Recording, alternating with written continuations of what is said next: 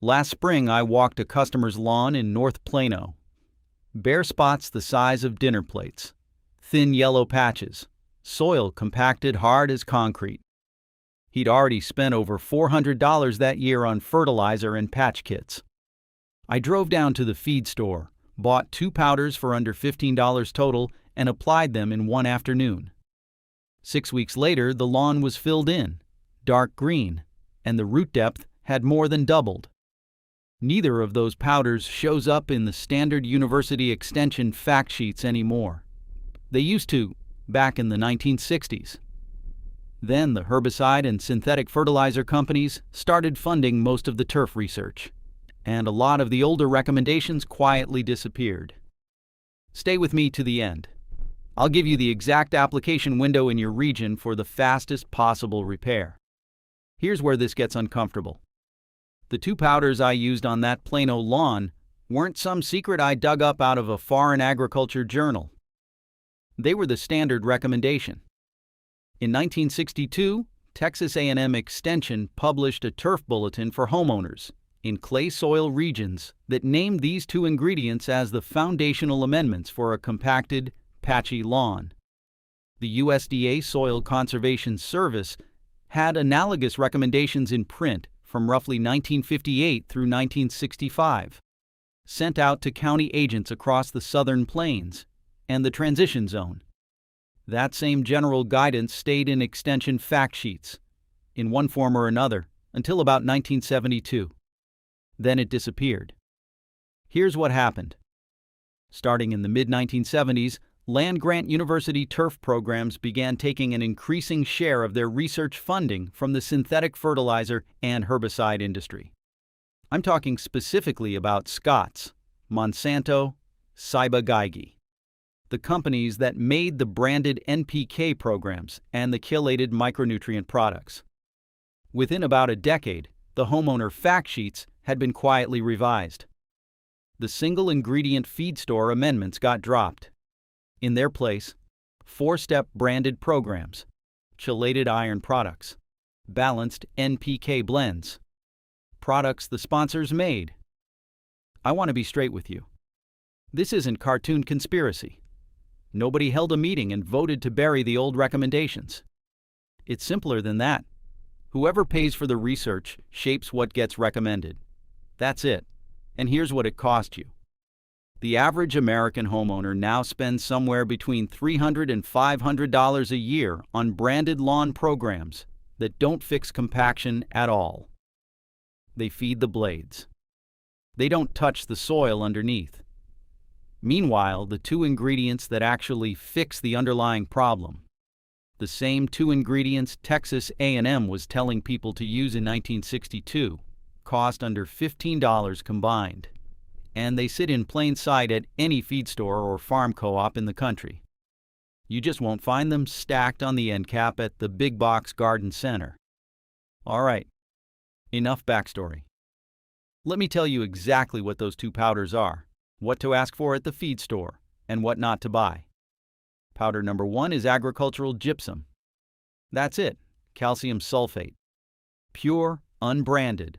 Sold in a 40-pound bag at any feed store or farm co-op in the country for somewhere between $7 and $9. You walk in, you ask the guy behind the counter for ag gypsum, and he points you to a pallet in the back. There's no marketing on the bag. There's no picture of a lush green lawn. There's no 4-step program printed on the side. It's a paper sack of white powder with the words calcium sulfate stamped on it. And that's the whole product. Powder number 2 is ammonium sulfate. The exact label you want is 2100 with 24% sulfur. That's a nitrogen fertilizer with a sulfur component built into it. 50-pound bag at the same feed store, $6 to $8. Same deal, paper sack, no marketing, no branded program. You ask for ammonium sulfate 2100. The guy points you to a pallet and you load it in your truck. Total, for both bags, you're looking at $13 to $15. That's the entire arsenal. Now here's what I want you to watch out for, because the industry has not left this alone entirely. They figured out that some of us were still buying the cheap stuff, so they repackaged it. You walk into a big box garden center, and you'll see something called pelletized lawn gypsum. 20-pound bag, $24. It's the same active ingredient as the feed store gypsum, calcium sulfate, except it's been pelletized for spreader application, and the markup is about 400%. Same molecule, 4 times the price. They'll also sell you a branded ammonium sulfate product with a fancy name printed on the bag and a per-pound cost that's double or triple what the feed store charges. Read the label. If it says calcium sulfate, it's gypsum. If it says ammonium sulfate, it's ammonium sulfate. The branding doesn't change the chemistry. Spend the extra 10 minutes driving to the feed store. Save yourself $30 or $40 and walk out with the same molecules in your hands. And that's why you won't see these 2 ingredients on the front display at the big garden center. The margins are too thin. They can't make money selling you a paper sack for $8 when they can sell you a pelletized version of the exact same thing for $32. All right, so you've got the 2 bags in your garage. Now let me tell you what they actually do, because once you understand the mechanism, you understand why every other product you've been buying has been treating the wrong problem. Start with the gypsum. Here's the thing about clay soil, and most of you watching this have some version of it, whether you're in Texas, Oklahoma, the Carolinas, the Midwest, parts of California, anywhere with heavy soils. Clay is made of microscopic flat particles that stack on top of each other like a deck of cards. When those particles are bound together by sodium ions, and they are in almost every native soil in this country, the deck stays packed tight. Water can't move through it, air can't move through it, roots can't push through it. That's compaction. That's the hard as concrete feel when you try to push a screwdriver into your lawn and it stops at 2 inches. Now here's what gypsum does. Calcium sulfate dissolves in water and releases calcium ions. Calcium has a stronger positive charge than sodium does, so when those calcium ions move into the soil, they physically displace the sodium that was holding the clay particles together. The technical term is cation exchange. The visible result is called flocculation. The clay particles release each other and form little crumb-like clusters with airspace between them. Soil that was packed like concrete starts behaving like soil again. Water moves down through it. Air moves down through it. And roots, this is the important part, roots finally have somewhere to go. Remember the customer in North Plano I mentioned at the start? The lawn was patchy and yellow. But the patchiness wasn't the problem. The patchiness was the symptom. The actual problem was that his soil hadn't let a root grow more than 2 inches deep in about a decade. Every time the temperature climbed past 95 degrees, those shallow roots cooked, and the blades above them turned yellow and died. He'd been pouring fertilizer onto a soil that physically could not hold a root. The branded programs never touch the compaction because the branded programs aren't made of calcium. They're made of nitrogen and phosphorus and potassium, which feed the blades but do nothing to open the soil. When I applied gypsum at 40 pounds per 1,000 square feet, that's the standard application rate, 1 full bag for roughly 1,000 square feet of lawn, and watered it in, the calcium started doing the work that no NPK fertilizer in the world can do. 6 weeks later, when I pushed a screwdriver into that lawn, it went down 8 inches without resistance. The root system had more than doubled in depth. And that's not because the grass suddenly grew better roots. It's because the soil finally allowed the roots that were already trying to grow to actually push down. And that right there is the kind of mechanism explanation that used to be on the back page of every state extension turf bulletin in the country, and isn't anymore. Now the second powder. Ammonium sulfate is doing 2 jobs at once, and this is where it gets interesting. Job 1 is the nitrogen. 21% of the bag, by weight, is nitrogen in the ammonium form, which is the fastest release form of nitrogen the grass can take up. You apply it, you water it in. The roots pull it up within 72 hours, and the blades start producing chlorophyll on contact. That's job 1. Job 2 is the sulfur, and this is the job nobody talks about anymore. 24% of the bag is sulfur. Sulfur in the soil acidifies it. It lowers the pH, and here's why that matters. If you're gardening or growing turf anywhere in Texas, anywhere in the southwestern United States, anywhere in the high plains, anywhere with limestone in the parent rock, your soil pH is sitting somewhere between 7.5 and 8.5. That's alkaline. And in alkaline soil, iron and phosphorus are present in the dirt, but they're chemically locked up. They're bonded to other elements in a way that the grass roots cannot pull them in. You can have plenty of iron in your soil and a lawn that's yellow as a school bus, because the grass cannot access a single atom of it. That's why people buy iron supplements. That's why they buy chelated micronutrient blends. That's why they spend $30 on a bottle of liquid iron and spray it onto the blades. They're treating the symptom of locked-up soil chemistry with a foliar Band-Aid. Here's what the sulfur in ammonium sulfate does instead. It drops the pH in the root zone over the course of a few weeks. As the pH drops, the iron and phosphorus that were already in the soil, the iron and phosphorus you already paid for 10 years ago, in some bag of fertilizer you spread back when, suddenly become available to the grass. The roots pull it up. The blades go dark green. Not the pale, fertilizer-pumped green of a nitrogen-only lawn. The deep, healthy, almost emerald color you only get when the iron is right. Application rate on the ammonium sulfate is 1 pound of actual nitrogen per 1,000 square feet. Since the bag is 21% nitrogen, that works out to about 5 pounds of product per 1,000 square feet. 5 pounds. That's roughly a coffee can full. You set your broadcast spreader to the manufacturer's setting for 2100, which is usually a 4 or a 5 on most consumer spreaders. And you walk the lawn in 2 perpendicular passes at half rate. Calibrate before you go. I always do a test pass on the driveway with 2.5 pounds in the hopper.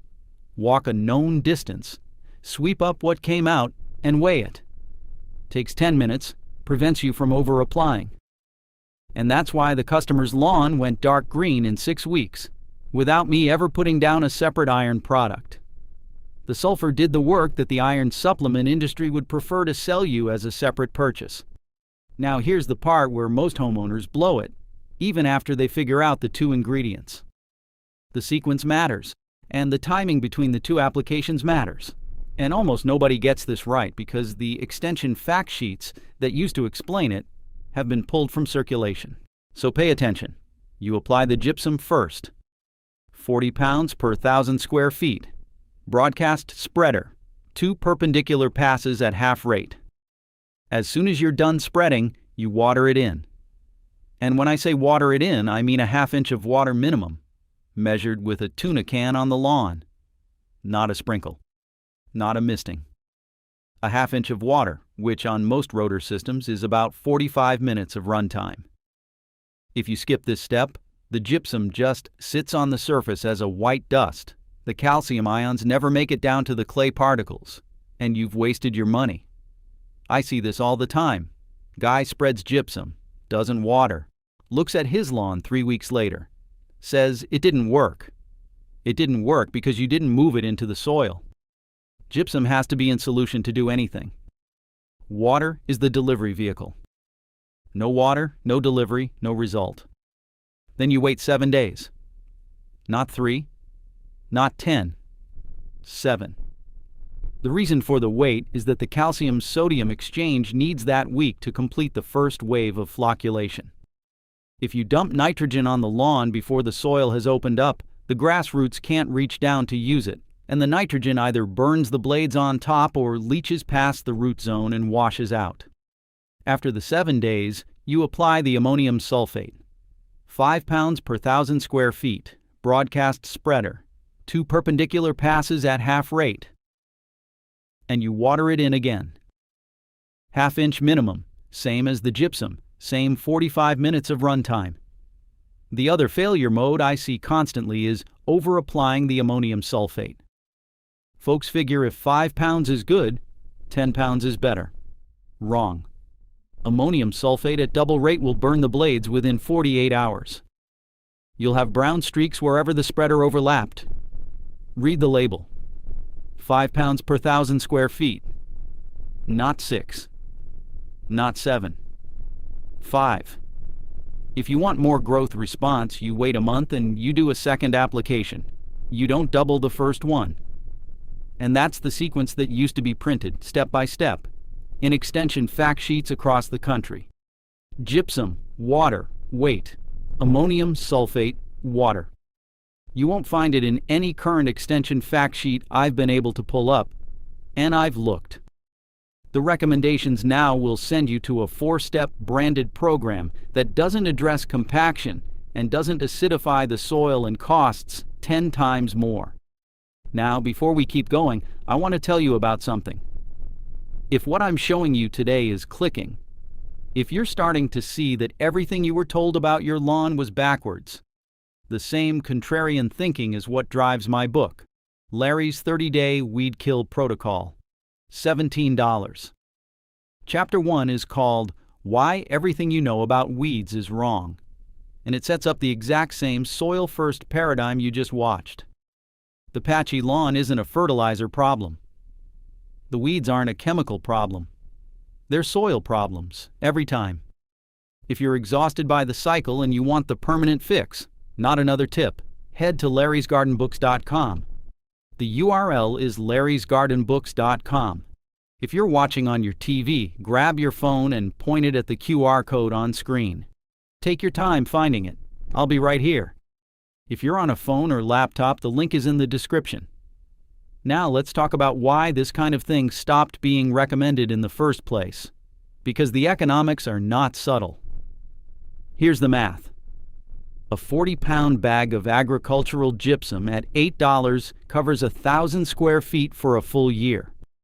A 50-pound bag of ammonium sulfate at $7 covers around 10 applications. On an average 5,000 square foot suburban lawn, you're looking at about $35 a year total to fix compaction and feed the grass properly. Compare that to the branded 4-step program from the big box store. That runs between $180 and $260 a year, depending on lawn size and which premium bag they talked you into. Multiply that gap across tens of millions of American lawns, and the branded category is somewhere north of $3 to $4 billion a year. That's the number that disappears if homeowners walk into a feed store instead of a garden center. Now, I want to be straight with you. This isn't cartoon conspiracy. Nobody sat in a smoky room and voted to bury gypsum. What happened is simpler and quieter than that. Starting in the mid-1970s, a bigger and bigger share of land-grant university turf research budgets came from Scotts, Monsanto, and the chemical companies that became Ciba-Geigy. Whoever pays for the research shapes what gets recommended. The single-ingredient amendments dropped out of the fact sheets. The branded NPK programs and the chelated micronutrient products, the ones the sponsors made, took their place. That's the mechanism. It's not a villain, it's a funding model. Now think about what that cost you personally. 30 years of spending $200 a year on a branded program adds up to $6,000. $6,000 spent on the wrong problem, while the soil underneath stayed compacted as concrete and the patches never really filled in. The branded bag never addressed the actual issue. It couldn't. It wasn't designed to. All right, the last thing I promised you in the hook was the exact application window for your region. Here it is, and stay with me, because the answer is not a calendar date. The calendar lies. Spring shows up 2 weeks early one year and 3 weeks late the next. The signal you actually want is soil temperature at 4 inches deep. The sweet spot is between 55 and 70 degrees Fahrenheit. That's the window where gypsum's calcium-sodium exchange runs at peak rate and where grass roots are in active growth without summer heat stress on top of them. Outside that window, both powders still work. They just work slower and you waste material. So go buy a $12 soil thermometer. Push it 4 inches into the lawn. Wait 2 minutes. Read it. That's your green light. Now, region by region. Down here in the DFW transition zone, Zone 8A and 8B, your spring window is mid-February through mid-March, and your fall window is late September through late October. If you're in the Deep South, Zone 9 or 10, you're earlier, late January through February in spring, October through November in fall. If you're up north, Zone 5 through 7, cool season country, your spring window is early April through mid-May, and your fall window is September. Whichever zone you're in, the watering protocol is the same. Half an inch of water immediately after the gypsum goes down. Then half an inch every 3 days for the first 2 weeks. That's what drives the calcium ions down into the root zone where the work happens. Skip the watering and you've wasted the bag. This is the kind of precision timing instruction that used to sit on page 1 of every state extension turf bulletin. It doesn't anymore. Before I let you go, if today made you realize you've been fighting the wrong problem on your lawn, the next step after fixing compaction is building soil from the top down so the patches stay filled and the weed pressure stays low. That's exactly what Chapter 6 of Larry's 30-day weed kill protocol walks through. It's called Phase 3, Building Soil on Top. And it's the system I wish someone had handed me 20 years ago instead of another branded bag. 88 pages. No fluff. Just the protocol, start to finish, for $17. Head to larrysgardenbooks.com. That's larrysgardenbooks.com. If you're on the TV, aim your phone at the QR code on the screen. No rush. Take a moment to pull it up. I'll be right here. If you're on your phone or laptop, the link is sitting in the description right below this video. All right, here's the takeaway. 2 feed store powders, agricultural gypsum, and ammonium sulfate applied in the right sequence, watered incorrectly, and timed to soil temperature at 4 inches deep will fix a patchy lawn by opening the compaction and unlocking the iron and phosphorus your soil already has. Now you have the same knowledge that sat in every extension fact sheet in this country before the funding shifted in the 70s. The next piece of buried turf knowledge I'm going to walk you through is corn gluten meal as a natural pre-emergent. The research Dr. Nick Christians did at Iowa State that quietly dropped out of the mainstream recommendations the same way these two did. Go check the soil temperature in your lawn this week. You'll see what I mean. I'll see you in the next one.